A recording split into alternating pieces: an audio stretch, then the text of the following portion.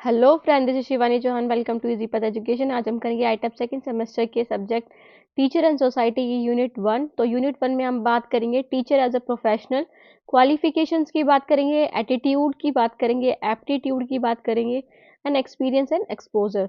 तो इन सब चीज़ों के बारे में आज हम इस वीडियो में डिस्कस करेंगे। ये आपकी यूनिट 1 का सब टॉपिक है। सो स्टार्ट करते हैं आज की वीडियो। बिल्कुल इजी लैंग्वेज में हम इसे समझेंगे, बिल्कुल आसान भाषा में। तो इंग्लिश और हिंदी मीडियम दोनों ही इस वीडियो को आराम से देख सकते हैं, ध्यान से देख सकते हैं, समझ के भी वो अपने नोट्स बना सकते हैं। सो स्टार्ट करते हैं इंट्रोडक्शन से। सबसे पहले टीचर इज अ की pillar in the education system. Teacher को क्या माना जाता है? की पिलर माना जाता है। इट मीन्स कि टीचर की वजह से ही जो है एजुकेशन सिस्टम बना हुआ है ना। Responsible not only for imparting knowledge, कि टीचर सिर्फ नॉलेज को देने के, ज्ञान देने के लिए ही नहीं होता, बल्कि shaping the character and future of the students. तो वो किस में मदद करता है? बच्चों के कैरेक्टर्स और फ्यूचर को बिल्डअप करने में भी हेल्प करता है। सो टीचर का काम सिर्फ नॉलेज इम्पार्ट करना ही नहीं, शेपिंग द कैरेक्टर और फ्यूचर ऑफ स्टूडेंट भी करना है ना। So as a professional, a teacher must possess the right qualification, attitude, aptitude and experience to be effective in their role. So अगर प्रोफेशनल टीचर बनना, in the sense professional here means कि जब आप बहुत लायक हो जाओ, आप स्किल्ड हो जाओ उस चीज़ के लिए, कि आप अच्छे से कम्युनिकेट भी कर पा रहे हो, आप सारी चीज़ें ढंग से कर रहे हो एज अ टीचर, तो आप प्रोफेशनल टीचर हो। आपके पास सारी क्वालिफिकेशंस है, आपका एटीट्यूड उस सेट जैसा है ना। एप्टीट्यूड में आप ऐसे हो और एक्सपीरियंस भी आपके पास काफ़ी ज़्यादा है एज अ टीचर। तो ये बहुत ज़्यादा इफेक्टिव रोल निभाता है एक प्रोफेशनल टीचर की लाइफ में। सो क्वालिफिकेशन से बात करते हैं। सबसे पहले आता है क्वालिफिकेशन की, क्या क्वालिफिकेशन होनी चाहिए एक प्रोफेशनल टीचर की। इट मीन्स कि एक टीचर की अच्छा टीचर बनने के लिए सबसे पहले एकेडमिक क्वालिफिकेशन। तो एकेडमिक क्वालिफिकेशन में सबसे पहले तो टीचर के पास बीएड की डिग्री होनी चाहिए, usually required for primary and secondary school teacher की। जब टीचर को प्राइमरी स्कूल के लिए, अब जैसे प्राइमरी के लिए तो बीएड तो हटा दी है ना, तो उसके लिए डीएलएड की ज़रूरत होती है।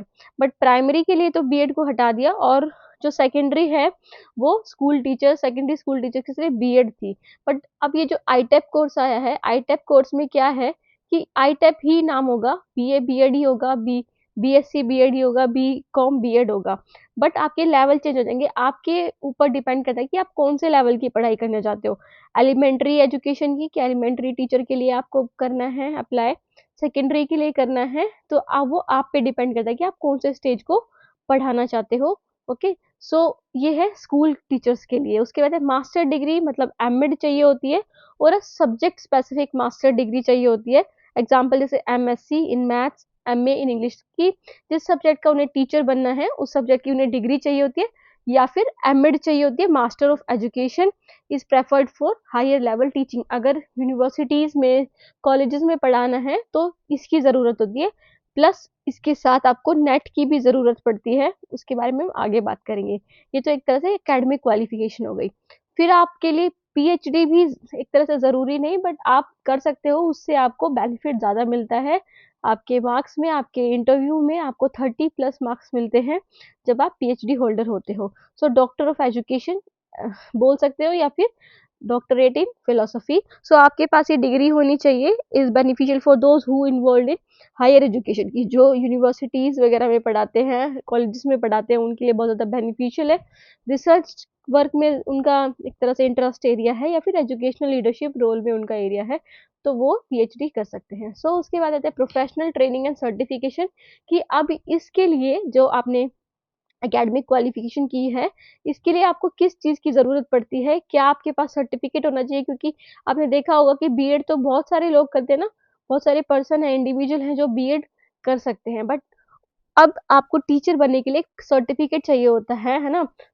अगर हम बात करें कि डिप्लोमा इन एलिमेंट्री एजुकेशन, अगर डीएलएड जिसे बोलेंगे, फॉर दो स्पेशलाइजिंग इन एलिमेंट्री टीचिंग, जो एलिमेंट्री टीचिंग कराते हैं, मतलब छोटे बच्चों को जो पढ़ाते हैं, है ना, एलकेजी यूकेजी फर्स्ट सेकंड को, तो इनके लिए क्या चाहिए होता है?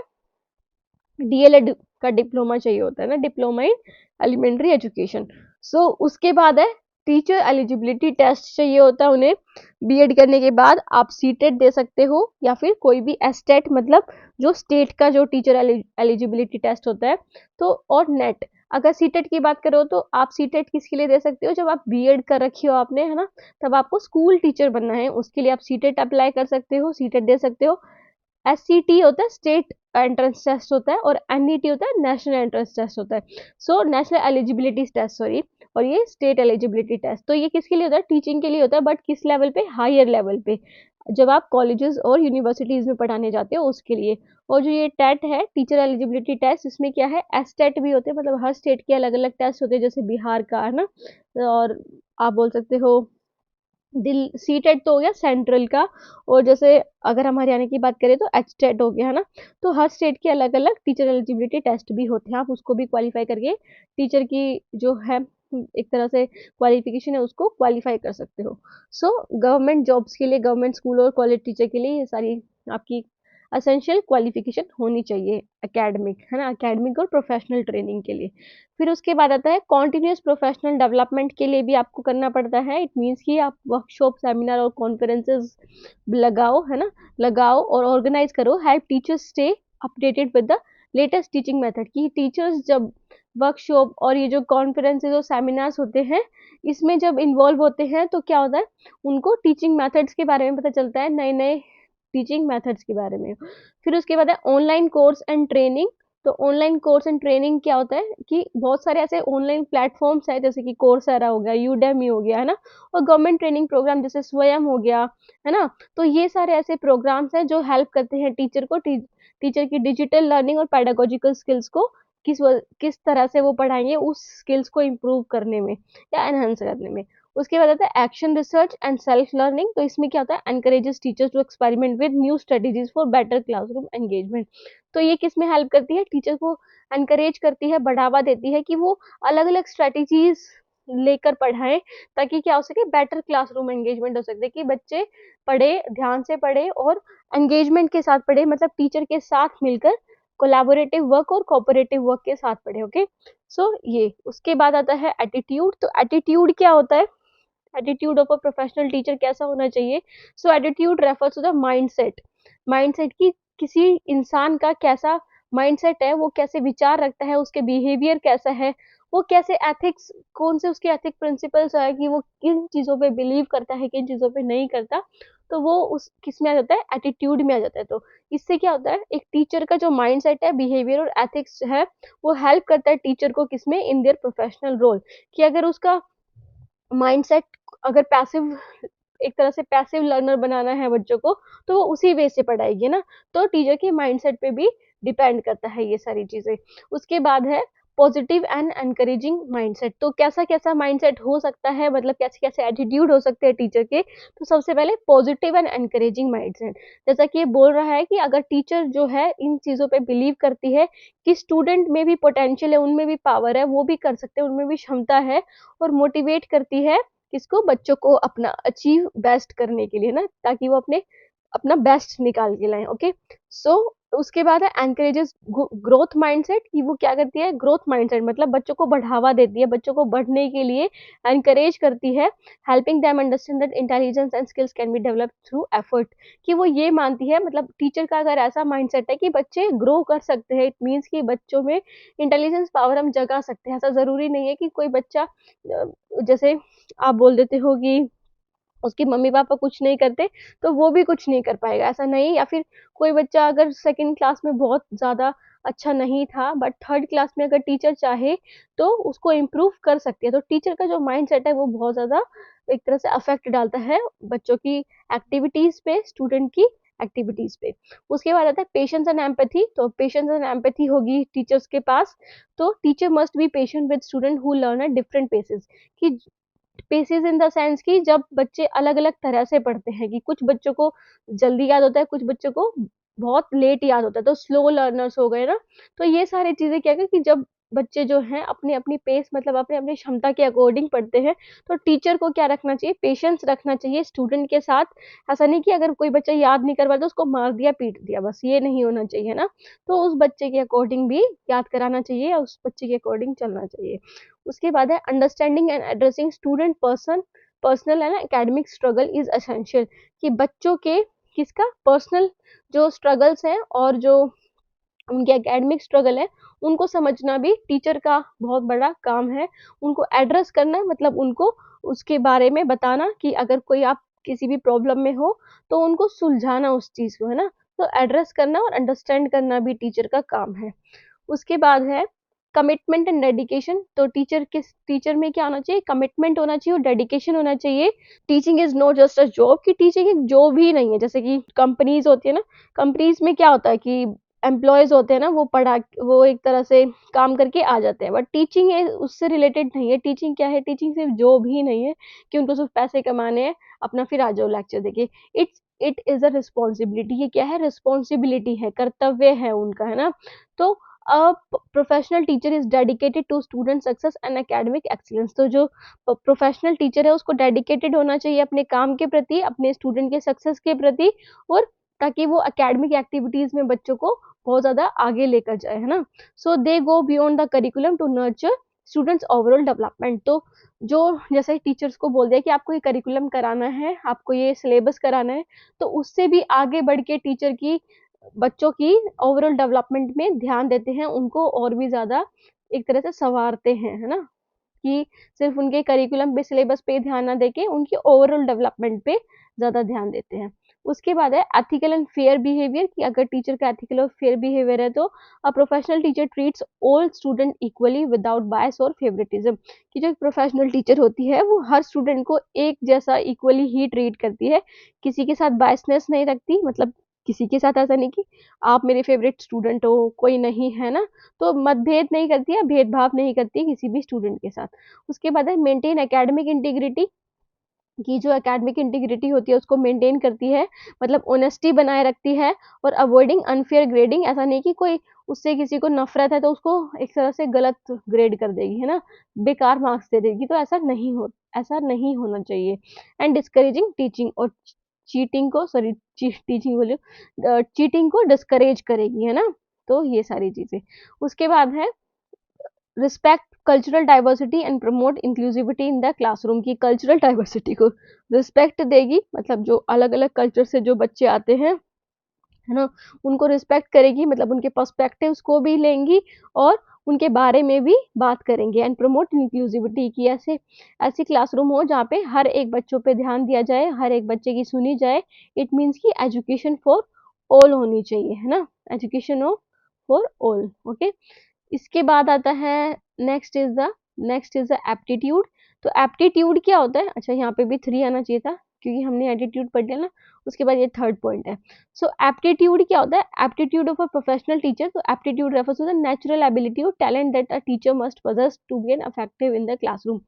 आप ये देखो कि एग्जाम्स क्लियर करके या बीएड क्लियर करके जरूरी नहीं है कि आप टीचर बन जाओ। आपको हर एग्जाम में जो आपके सी टेट का पेपर होता है, एच टेट का पेपर होता है, या फिर नेट का पेपर होता है, उसमें एक टीचिंग एप्टीट्यूड का सेक्शन आता है ना। टीचिंग एप्टीट्यूड में क्या होता है कि आपकी पेडागोजिकल स्किल्स को जानते हैं वो रिटन टेस्ट के थ्रू। वो ये जानते हैं कि आप अगर एज अ टीचर पढ़ाओगे तो क्या सोचते हो सारी चीज़ों के बारे में, कैसे पढ़ाओगे, क्या रूल्स को फॉलो करोगे। तो आपकी स्किल्स को जानने के लिए, ये जो है आपकी नेचुरल एबिलिटी या टैलेंट को जानने के लिए एप्टीट्यूड टेस्ट लिया जाता है। तो एप्टीट्यूड मतलब कि आपकी जो नेचुरल एबिलिटी है या टैलेंट है एक टीचर बनने के लिए, ओके, ताकि एक आप क्या करा सको, अच्छी टीचिंग करा सको।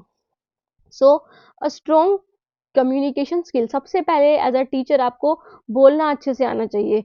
तो आप किस कॉम्प्लेक्स से कॉम्प्लेक्स कॉन्सेप्ट को बिल्कुल क्लियर वे में समझाओ, सिंपल वे में और एंगेजिंग मैनर में, कि बच्चों को भी साथ लेके चलो, खुद खुद ना बोल के बच्चों को भी अपने साथ लेकर चलो, इन्वॉल्व करो उन्हें भी। ये होनी चाहिए टीचर में क्वालिटी। उसके बाद है good verbal and non verbal communication होना चाहिए, कि आप वर्बली भी, मतलब बोल के भी बच्चों को अच्छा समझा सको, और नॉन वर्बल कम्युनिकेशन भी आपकी अच्छी होनी चाहिए, मतलब आप जेस्चर्स के थ्रू समझा रहे हो, है ना। तो ये सारी चीज़ें भी आपके अंदर होनी चाहिए ताकि जो टीचर है वो, सॉरी स्टूडेंट है वो अटेंटिव रहे क्लास में। उसके बाद आता है क्रिएटिविटी एंड इनोवेशन। तो great teacher uses creative method, कि एक ग्रेट टीचर है उसको क्रिएटिव मेथड्स यूज करने चाहिए, जैसे such as story telling, role playing and technology to make lessons interesting. तो एक ग्रेट टीचर है, जो अच्छा टीचर, महान टीचर है, उसको क्रिएटिव मेथड यूज करने चाहिए बच्चों को पढ़ाने के लिए, जैसे कि स्टोरी टेलिंग। फॉर एग्जाम्पल मैं आपको एक कहानी बताती हूँ कि जब मैं 8th क्लास में थी, तो हमारे एक सर थे हिंदी के, तो वो हर कहानी को या हर चैप्टर को पढ़ाने से पहले एक कहानी के रूप में उसे समझाते थे। पहले एक कहानी उससे रिलेटेड होती थी, हर क्लास में, हर लेक्चर में जब भी वो एक नया चैप्टर स्टार्ट करते थे, तो वो पहले कहानी स्टार्ट करते थे और उससे रिलेटेड कहानी होती थी, फिर उसके बाद वो चैप्टर, ताकि बच्चे जो है एंगेज हो जाए। तो वो क्या है, एक अच्छा एप्टीट्यूड स्किल है उनमें, एक टीचिंग की, है ना? टीचिंग का उनमें टैलेंट है। सो रोल प्लेइंग के थ्रू करा सकते हो, टेक्नोलॉजी का यूज करके लेसन को हम इंटरेस्टिंग बना सकते हैं एज अ टीचर। सो उसके बाद है adapt innovative strategies to cater to different learning styles, visual, auditory and kinaesthetic.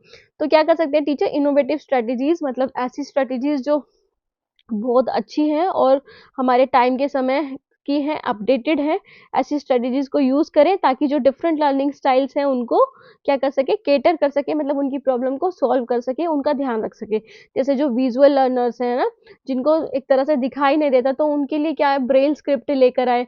Auditory learning है, उनके लिए क्या लेकर आए, मशीन लेकर आए ना। तो काइनेस्थेटिक लर्नर है जो ये समझते हैं कि सिर्फ हम पढ़ के नहीं, बाकी सारी एक्टिविटीज में जैसे खेल कूद के चीजें कर सकते हैं, तो उन सब की नीड्स को केटर करें, उन सब की नीड्स का ध्यान रखें। ओके, उसके बाद है नेक्स्ट इज द सी। सी जो है एप्टीट्यूड, वो होनी चाहिए, क्लासरूम मैनेजमेंट स्किल होनी चाहिए बच्चे के पास।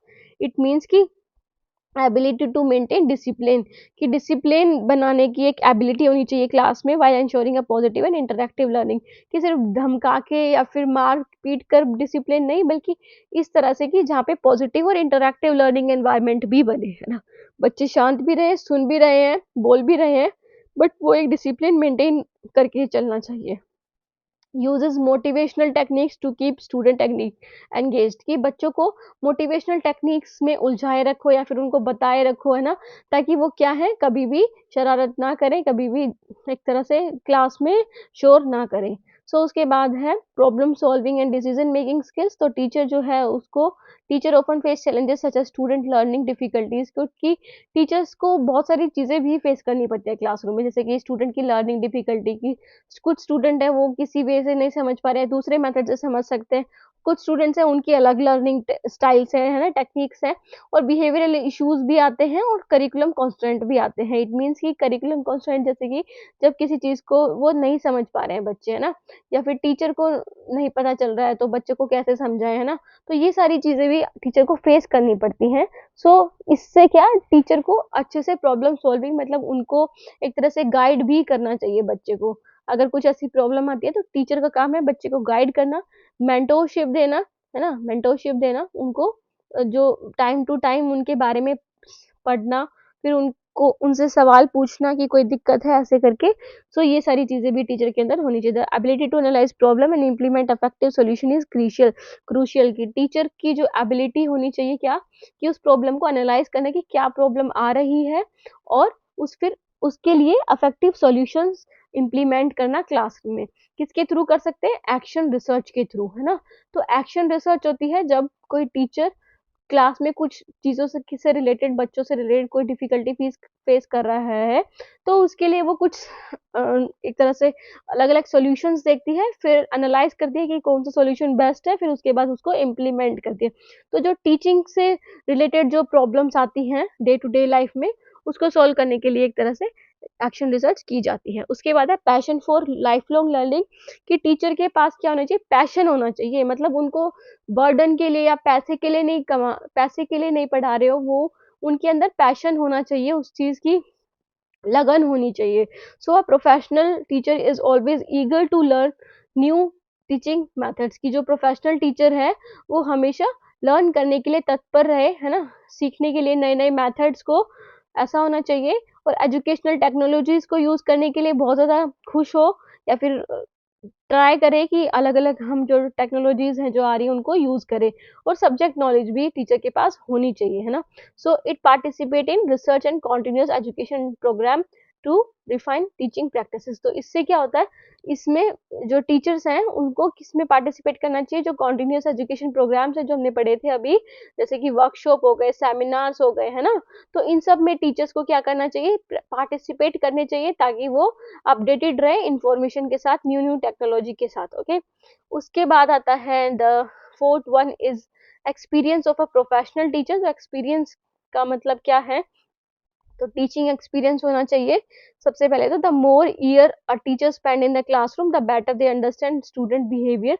कि हम ये देखते हैं जब भी कोई वैकेंसी आती है गवर्नमेंट स्कूल में, प्राइवेट स्कूल में, तो काफी जगह बोलते हैं कि अगर आपके पास एक्सपीरियंस है तो you will get extra marks for this. Extra marks क्यों? क्योंकि एक्सपीरियंस टीचर हैं जो वो बच्चे को अच्छे से समझ सकते हैं ना, उनकी कैपेबिलिटीज को समझ सकते हैं।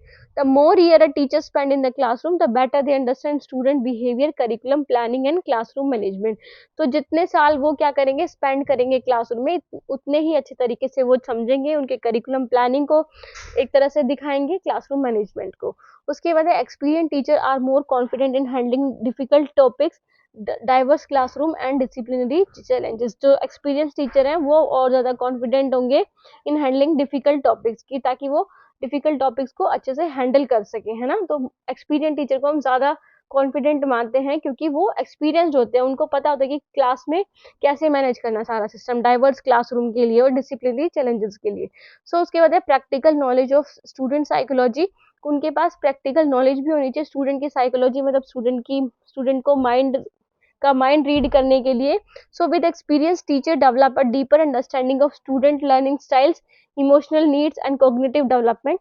कि एक्सपीरियंस के साथ क्या कर सकते हैं टीचर जो है वो डीपर अंडरस्टैंडिंग को डेवलप कर सकते हैं, स्टूडेंट की लर्निंग स्टाइल को देख सकते हैं, उनके बारे में समझ सकते हैं कि स्टूडेंट को किस तरह से समझ आ रहा है, इमोशनल नीड्स को, है ना, उनकी इमोशंस को समझ सकते हैं अगर वो एक्सपीरियंस है तो। कॉग्निटिव डेवलपमेंट को भी, मतलब उनके दिमाग की प्रक्रिया को भी, कि वो कैसे लर्नर्स है, स्लो लर्नर्स है ना, या डाइवर्स लर्नर्स है, किस तरह से उनको क्या प्रॉब्लम आ रही है उनके माइंड से रिलेटेड, है ना। तो वो सारी चीजें समझ सकते हैं। It helps in identifying student who need special attention और डिफरेंट टीचिंग अप्रोचेस। तो जिससे उनको हेल्प मिलती है उन स्टूडेंट्स को देखने में जो जिनको ज़्यादा स्पेशल अटेंशन चाहिए, जिनको अलग अलग डिफरेंट अप्रोचेस चाहिए टीचिंग के लिए। ये उसके बाद आता है next one is ability to adapt to educational changes. कि उनमें एबिलिटी होनी चाहिए कि वो क्या कर सके, जो भी एजुकेशनल चेंजेस आ रहे हैं, जो टेक्नोलॉजीज आ रही है, उनके उनके साथ ही वो अडेप्ट कर ले खुद को, उनके साथ ही चेंज कर ले, है ना, एक तरह से खुद को। न्यू टेक्नोलॉजीज को अडेप्ट करने की एबिलिटी होनी चाहिए उनके पास। तो एक्सपीरियंस टीचर के पास ज़्यादा होती है क्योंकि वो और भी टाइम से गुजरी होती है ना, और भी टाइम उन्होंने बिताया होता है क्लासरूम्स में बच्चों के साथ, है ना, टीचिंग में। पॉलिसीज और टीचिंग मेथड को वो इजीली क्या कर सकते हैं, अडेप्ट कर सकते हैं। They understand the importance of flexibility. तो उन्हें क्या पता होता है, इम्पोर्टेंस पता होता है फ्लेक्सिबिलिटी की। उन्हें पता होता है कि कभी भी चेंजेस आ सकते हैं, कोई भी पॉलिसी बन सकती है ना, बच्चों में चेंजेस आ सकते हैं, तो वो लेसन प्लान उसी तरह से बनाती है एक फ्लेक्सिबल तरीके से, है ना। उसके बाद है next is the mentorship and leadership. तो टीचर जो है वो क्या हो सकती है, जो सीनियर टीचर है उसको हम एक तरह से क्या बना सकते हैं, मेंटर बना सकते हैं फॉर न्यू टीचर्स। जो नए टीचर्स आते हैं, जो एक्सपीरियंस नहीं होते, उनको मेंटर के रूप में उनके लिए बना सकते हैं, शेयरिंग बेस्ट प्रैक्टिसेस, ताकि वो अपनी जो बेस्ट प्रैक्टिसेस है या फिर बेस्ट उन्होंने जो सीखा है वो बाकी जो नए टीचर्स हैं उनको गाइड कर सके क्लासरूम मैनेजमेंट के लिए, कि क्लासरूम में कैसे मैनेजमेंट करना है। उसके बाद है leadership role such as department head, coordinator और academic advisor are often kept by the experience educators.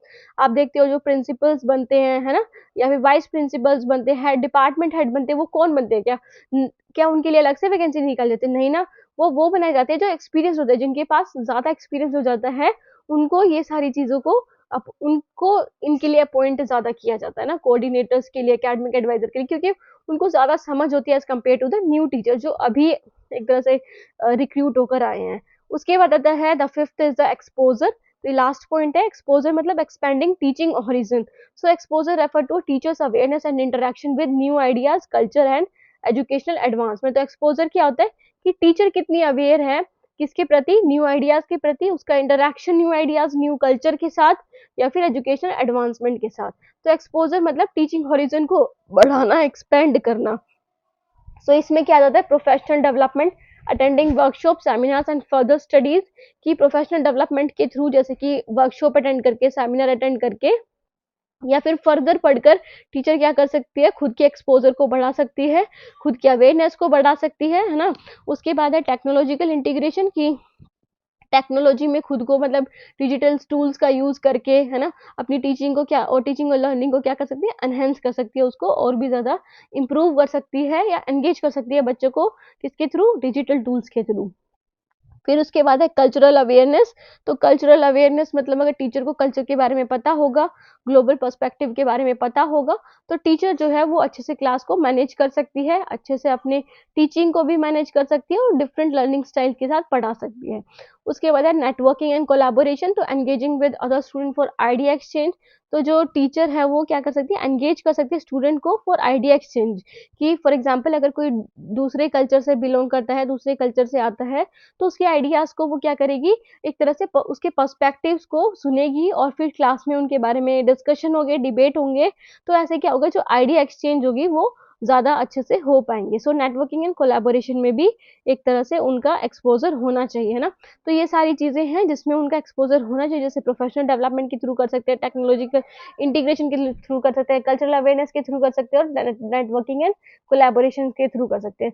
So student, ये थी हमारी वीडियो। आज हमने पढ़ा किसके बारे में, टीचर्स के बारे में। टीचर एज अ प्रोफेशनल, कि अगर टीचर को अपने प्रोफेशन में बहुत अच्छा बनना है तो वो कैसे बन सकते हैं, जैसे उनकी qualifications, aptitude, attitude and experience और एक्सपोजर, उन सब के बारे में हमने आज क्लास में पढ़ा। तो thank you so much students for watching the video, and also don't forget to like, subscribe and share my channel, that is Easy Path Education. And also link is given in description for the Telegram, so you can join. So thank you so much students for watching the video. Have a nice day.